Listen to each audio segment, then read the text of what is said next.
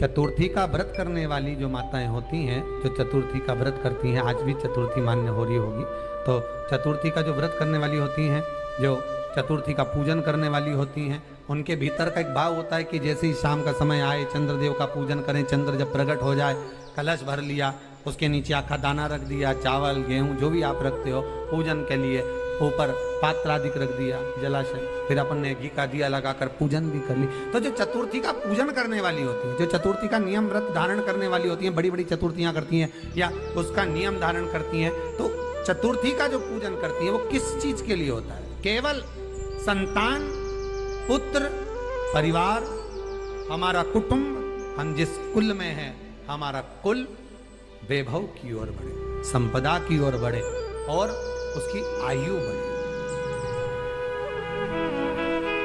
उसकी आयु बढ़े, वैभव बढ़े।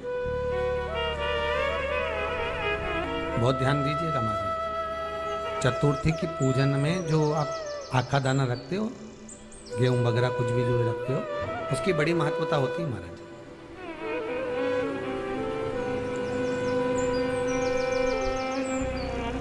यहां तक कहा गया है, चतुर्थी की कथा तो आप लोग पढ़ते होंगे, जो लोग पढ़ते हैं उनको मालूम होगा, चतुर्थी की कथा में लिखा है,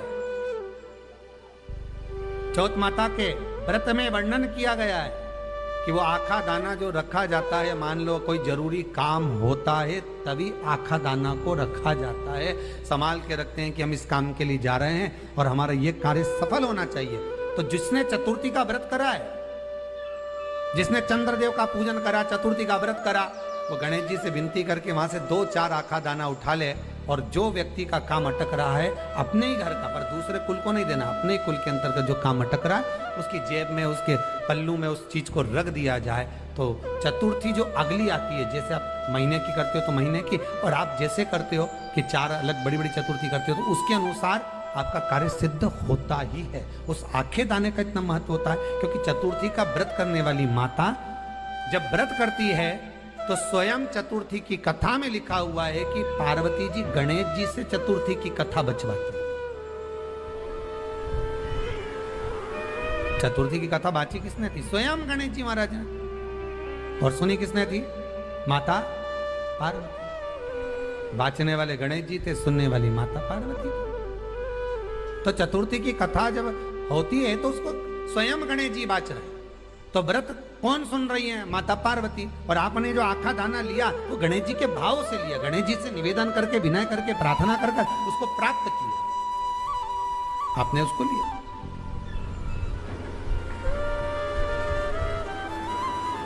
फल प्रदान कर देता, कार्य की सिद्धता देता। और एक और चीज ध्यान रखिएगा, जिसको पथरी की बीमारी हो या किडनी लीवर में कोई तकलीफ उत्पन्न हो जाती है, डायलिसिस चल रहा हो या डॉक्टर बोल रहे हो कि चेंज करना पड़ेगा, तो उसके पहले कोई सी भी 4 चतुर्थी, कोई सी भी 4 चतुर्थी, सफेद दुर्वा, जब गणेश शिव महापुराण की कथा बाची थी पिछले वर्ष की, शायद हमारे चैनल पर डली होगी, आप जब जाएंगे तो उसमें प्राप्त होगा। तो सफेद दुर्वा, और दुर्वा का भी वर्णन करा था कि दुर्वा कहाँ से उत्पन्न हुई थी, दुर्वा का भी व्याख्यान वर्णन करा था कि दुर्वा का महत्व क्या है, इसको अमृत क्यों कहते हैं, उसका भी वर्णन करा गया था कि सारे पेड़ पौधों को काट कर पटक दो, सूख जाते हैं, पर दुर्वा को भले काट लिया, 1 साल बाद वापिस ले जाकर डाल दो और पानी के अंदर दुर्वा हरी हो जाती है, अमृत कहते हैं उसको। तो उसमें सफेद दुर्वा, जिसका किडनी लीवर का प्रॉब्लम होता हो, उसको सफेद दुर्वा, बाल चंद्र का स्मरण कर कर 7 बार घुमाकर वो सफेद दुर्वा सुबह के समय खाली पेट थोड़ी सी दुर्वा का भाग दांतों से चबा चबा कर उसको निगल लेना चाहिए। पथरी होती है तो 15 से 20 दिन में वो बाहर निकल जाती है, किस मार्ग से निकले, यूरिन आदि के माध्यम से वो बाहर हो जाती है। और अगर किडनी लीवर की प्रॉब्लम होती है, डायलिसिस चल रहा होता है, तो उसमें भी आपको सुख की प्राप्ति होती है। हफ्ते में अगर 2 डायलिसिस हो रहे हैं तो हो सकता है बाबा चाहेगा विश्वनाथ तो 1 कर दे, धीरे धीरे उसको फिर 4 चतुर्थी कर लीजिए। सफेद दुर्वा का, सफेद दुर्वा कहाँ मिलती है? तो कहा जहां जलाशय होता है, जहां कुआं हो, बावड़ी हो, तालाब हो, पानी जहां भरा रहता है, उसके नजदीक में सफेद दुर्वा उत्पन्न हो। सफेद दुर्वा मारो, सफेद दुर्वा का शिव कथा कर रही है। अगला वर्णन किया है भगवान। तो बालचंद्र चतुर्थी का स्मरण करते हुए कहा कि आप जो व्रत कर रहे हो उस व्रत की पूर्णता में जिस भगवान का भजन कर रहे हो उस भगवान से पूर्ण फल की कामना हो। आप एक स्त्री, जितने पूरे विश्व में लोग कथा श्रवण कर रहे हैं, देश विदेश में बैठकर भक्त इस पवित्र प्रांगण में बैठकर कथा श्रवण कर रहे हैं, वो अपने भीतर एक उतारिएगा। पुरुष और स्त्री में एक अंतर है।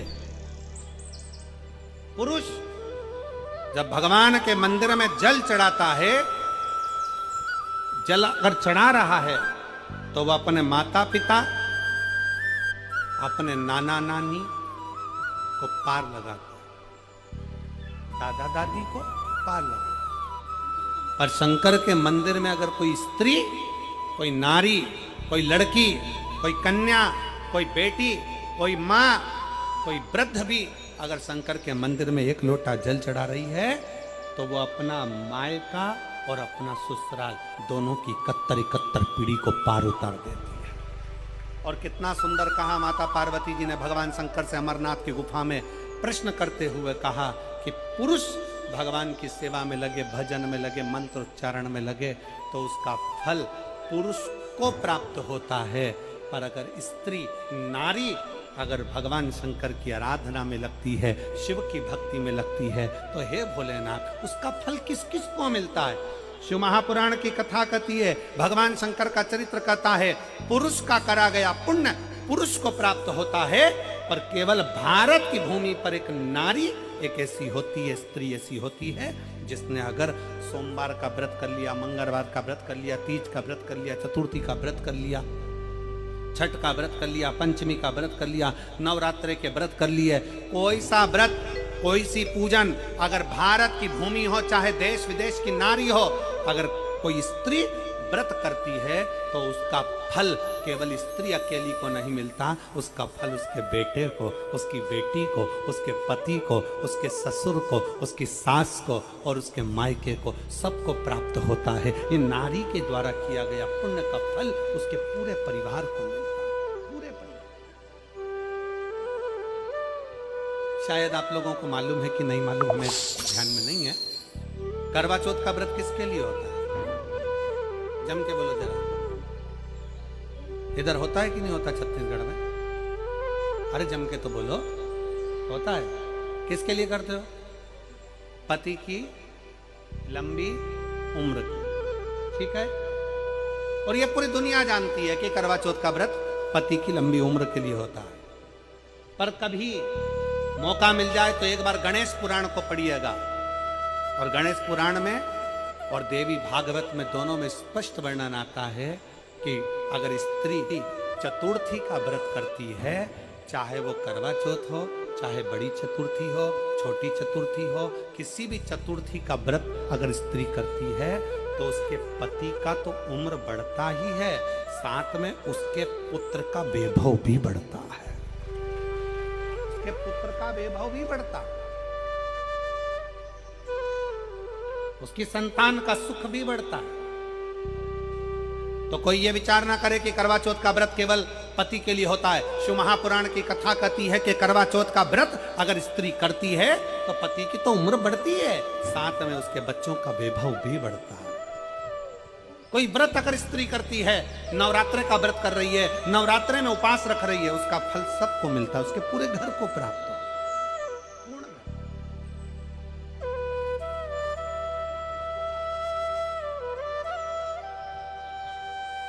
शिव तत्व, शंकर की अविरल भक्ति, शिव की उपासना, मंत्री से ज्यादा मंत्र पर भरोसा, मंत्री से ज्यादा मंत्र पर भरोसा रखो, और संसार से ज्यादा मेरे महाकाल पर भरोसा रखो।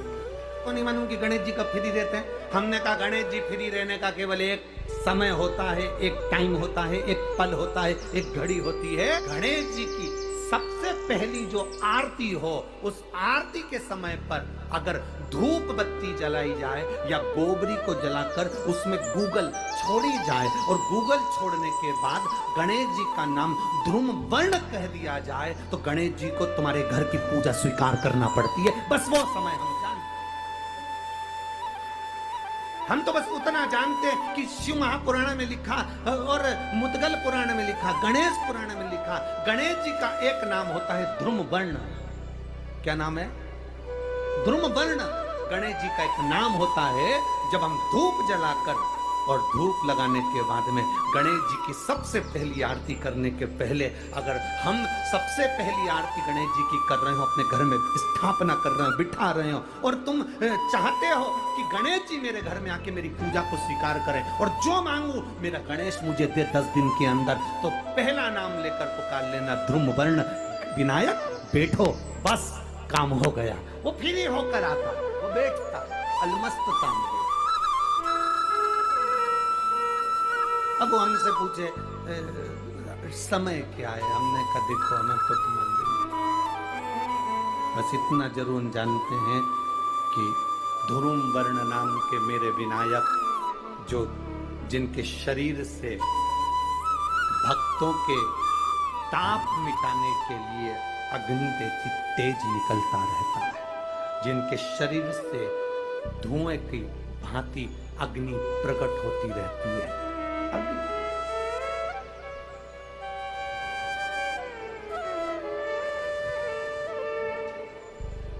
हम तो उनको पहचानते, जो दुनिया के ताप मिटाने के लिए प्रकटा,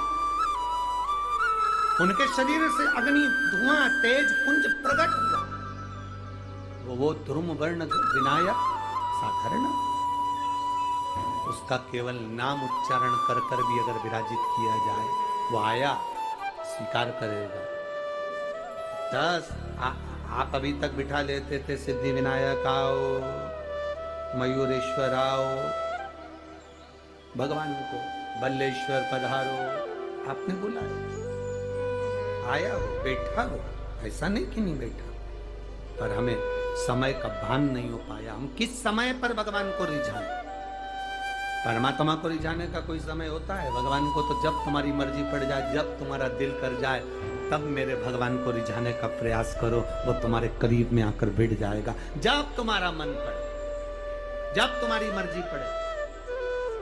जिनको शुगर की बीमारी हो, बीपी हो, उनसे निवेदन करूंगा, गणेश जी का दांत जो टूटा हुआ है, उस टूटे हुए दांत के भाग की ओर 5 दुर्वा, सफेद दुर्वा, पानी का जो जलाशय होता है, कुआं होता है, बावड़ी होती है, तालाब होता है, नदी होती है, वहां लगती है सफेद दुर्वा।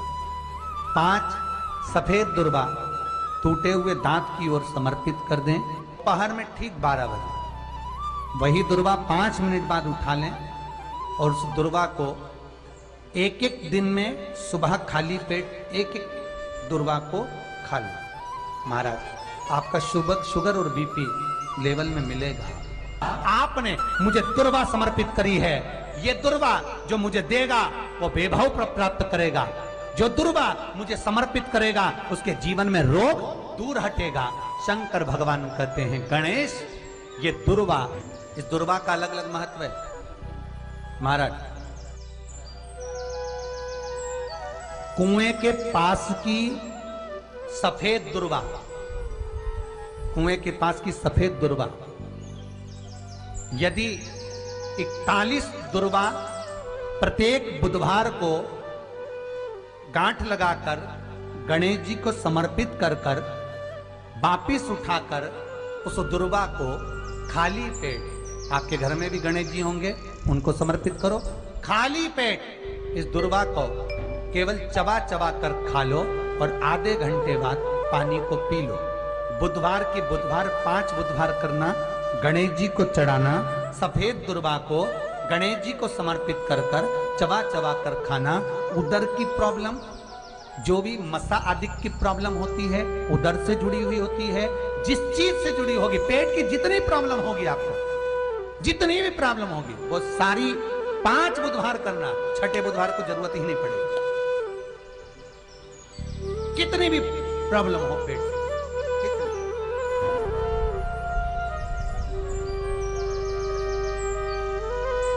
पेट से जुड़ी हुई जितनी भी समाप्त। यही दुर्वा, पेट की तकलीफ रहती है, श्वास की तकलीफ रहती है, उसके लिए दुर्वा का भी व्याख्यान इसमें किया गया। यदि चतुर्थी के दिन सात गांठ वाली दुर्वा 21 ले लो और चतुर्थी के दिन गणेश जी को समर्पित कर दो। पंचमी तिथि को उस दुर्वा को उठाकर दूध में डाल दो और उस दुर्वा को दूध में डालकर उस दूध में उस दुर्वा को मल लो, और जिसके सफेद चमड़ी पड़ गई हो, चर्म रोग हो गया हो, उस दूध को उस दुर्वा के साथ, दूध नहीं भी हो तो पंचमी के दिन दुर्वा का लेपन शरीर पर कर लें। आधे घंटे तक करने पर पंचमी को प्रदोष काल में स्नान कर लें। महाराज, आपको चर्म रोग में आराम लग जाएगा, सफेद चमड़ी अपने असली रंग में आना प्रारंभ हो जाएगी। गणेश पुराण, दुर्वा का महाराज 21 दुर्वा के 108 बंडल बना लो। अगर एग्जाम में बैठ रहे हो, सरकारी परीक्षा में बैठ रहे हो, पास नहीं हो रहे, नौकरी नहीं लग रही, बहुत जगह इंटरव्यू दे दिया, 21 दुर्वा के 108 बंडल बनाओ, उसकी माला बनाओ और देवी के मंदिर में, माता जगदम्बा के मंदिर में, अर्थात जहां शंकर पार्वती पूर्ण परिवार विराजमान हो, ऐसे देवी के मंदिर में गणेश जी के गले में वो माला अर्पण करिया है, अपना नाम बोलकर और जिस एग्जाम में बैठ रहे हैं उसका भाव वर्णन कर महाराज, और वहीं से एक पुष्प लेकर अपने कमरे में जहां पढ़ते हो कांच की प्लेट में उस फूल को रख दीजिए और दूसरे दिन एग्जाम के लिए चले जाइए। आपको उसका फल अवश्य मिलेगा, अवश्य आप उसमें उत्तीर्ण होंगे, फल प्राप्त। दुर्वा सुख का अनुभव करा दे, आनंद करना। घर में शांति ही ना रहती हो, सुख ही नहीं है, क्लेश 24 घंटे बना हुआ है घर में, ना कोई बात ना कोई प्रसंग, उसके बाद भी सबका मुंह फूला हुआ है, उसके बाद भी सबका चेहरा उतरा हुआ है।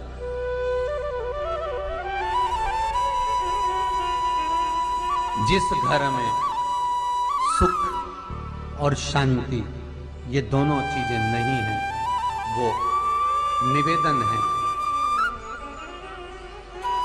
लाल वस्त्र में लाल फूल रखकर उसमें थोड़ा धना जान। हर हर महादेव। दोस्तों, वीडियो अच्छा लगे तो चैनल को सब्सक्राइब करना ना भूलें। शक्ति ज्ञान चैनल।